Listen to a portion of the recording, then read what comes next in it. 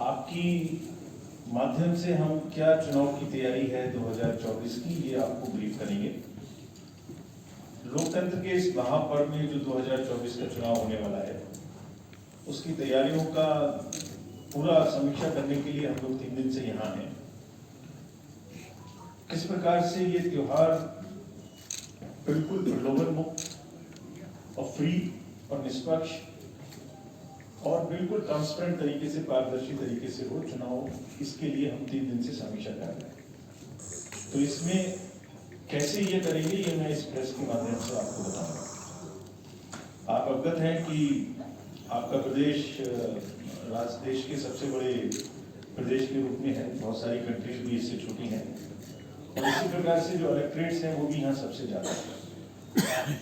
तो हमारा प्रयास है कि इनको एक बहुत अच्छा चुनावी तजुर्बा दिया जाए और सबको अधिक से अधिक मात्रा में वोटिंग के समय में लाया जाए।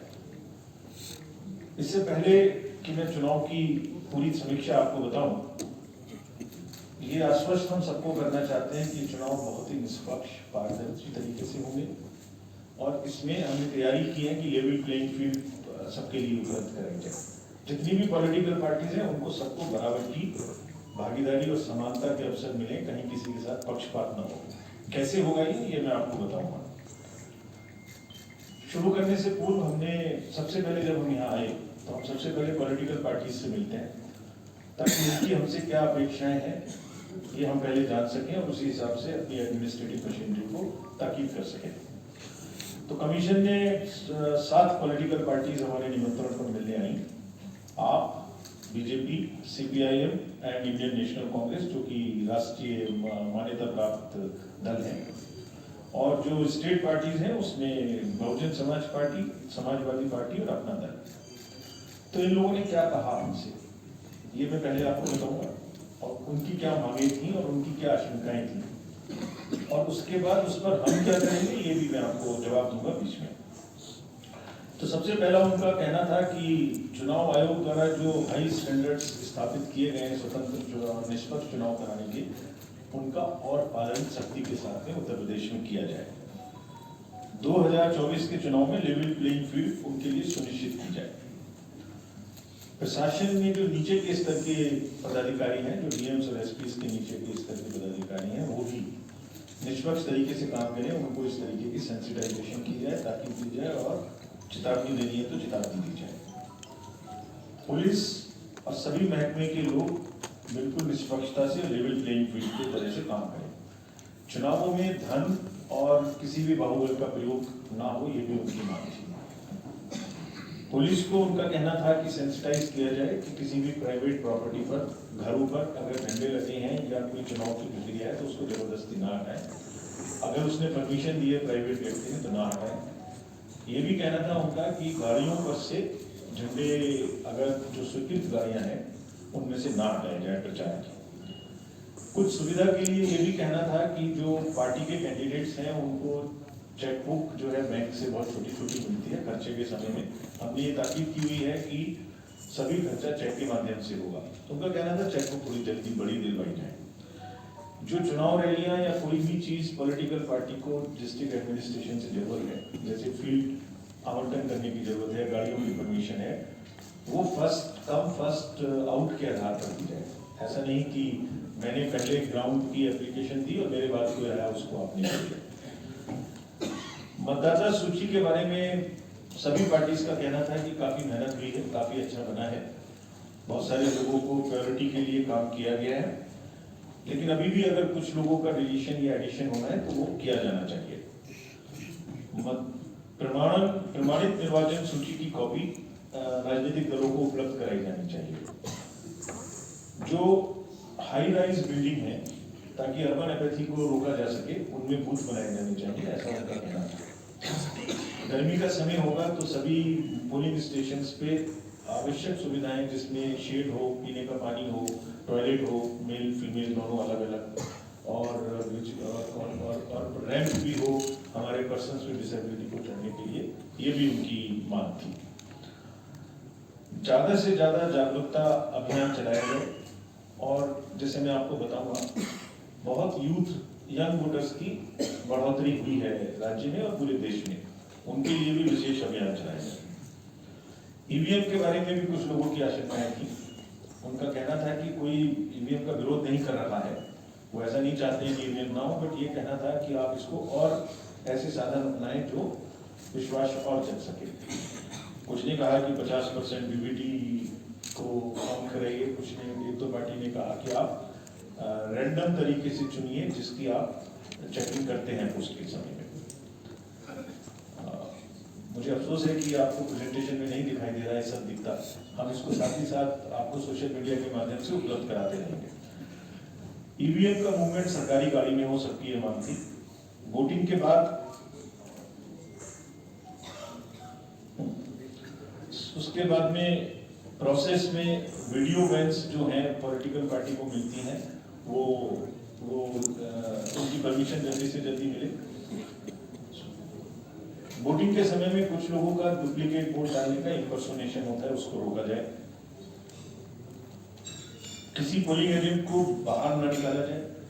वोटिंग के बाद में जो कितने वोट उस बूथ पर पड़े, इसकी सूचना फॉर्म 17C में पॉलिटिकल पार्टीज को दी जाए, ताकि जब काउंटिंग का समय आए तो वो देख सकें कि जितने वोट पड़े थे उतने ही काउंटिंग के समय निकल रहे हैं।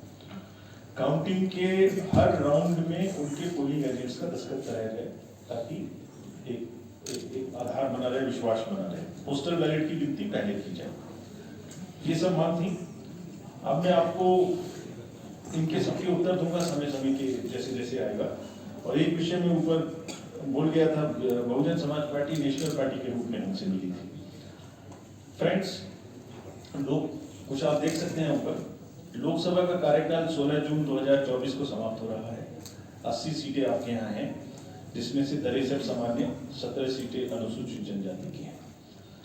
इस बार जो इलेक्टोरल रोल प्रकाशित हुआ है उसमें टोटल संख्या वोटर्स की 15.29 करोड़ है, जिसमें से महिलाओं की संख्या 7.15 है। थर्ड जेंडर भी हमने बहुत प्रयास किया है कि जो समाज में जितने भी वर्ग हैं, उस जितने भी लोग हैं सब जुड़ सकें। जिसमें पर्सन्स विद डिसेबिलिटी की संख्या भी बहुत बड़ी है, और जो थर्ड जेंडर हैं उनकी भी संख्या बढ़ी है। हमारे यहाँ जो 100 वर्ष से अधिक के मतदाता हैं उनकी भी संख्या 31,000 है।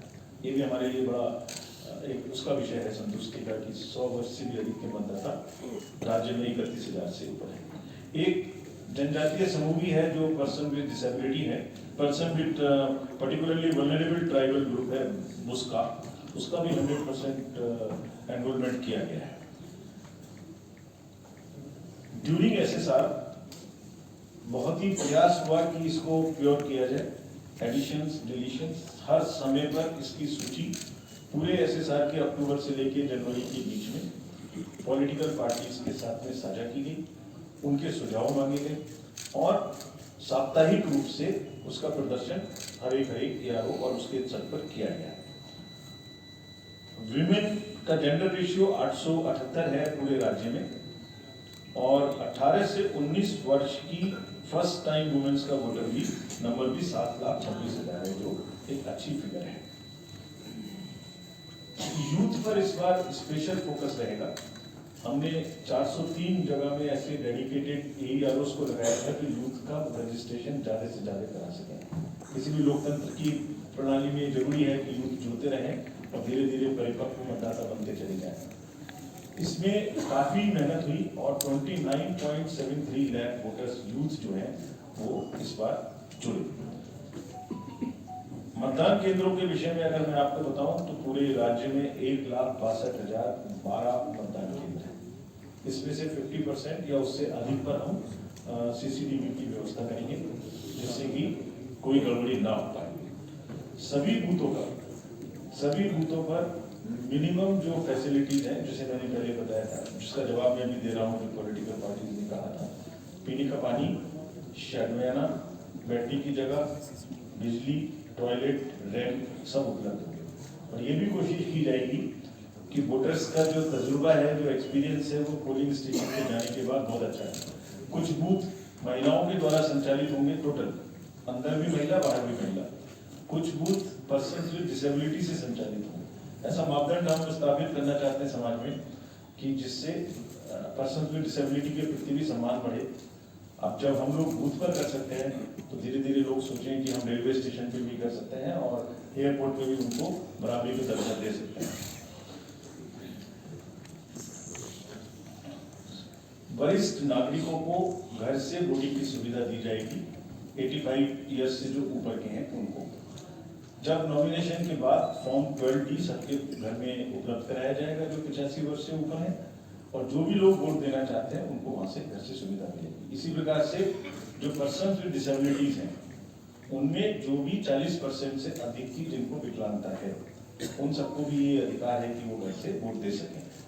हालांकि हमारा तजुर्बा ये है कि लोग घर से वोट ना देने के बदले पोलिंग स्टेशन पर ही आना चाहते हैं, क्योंकि उनके लिए त्योहार का माहौल है और खासतौर से बुजुर्ग लोग तो जरूर आना चाहते हैं क्योंकि हमेशा से लोकतंत्र से जुड़े रहे हैं, तो अधिकांश आना चाहते हैं। हमने एक ऐप बनाया है सक्षम ऐप, यानी कोई भी पर्सन विद डिसेबिलिटी, ये सब आपको मैं अभी इनके ऐप की डिटेल्स और ये तुरंत से व्हाट्सएप या सोशल मीडिया के माध्यम से सबको मिल जाएंगी, हमारी वेबसाइट पे भी आ जाएंगी, क्योंकि ये खराब हो गया सिस्टम, नहीं तो आपको अभी दिखता। कुछ ये राज्य में वोटर टर्नआउट काफी कम है,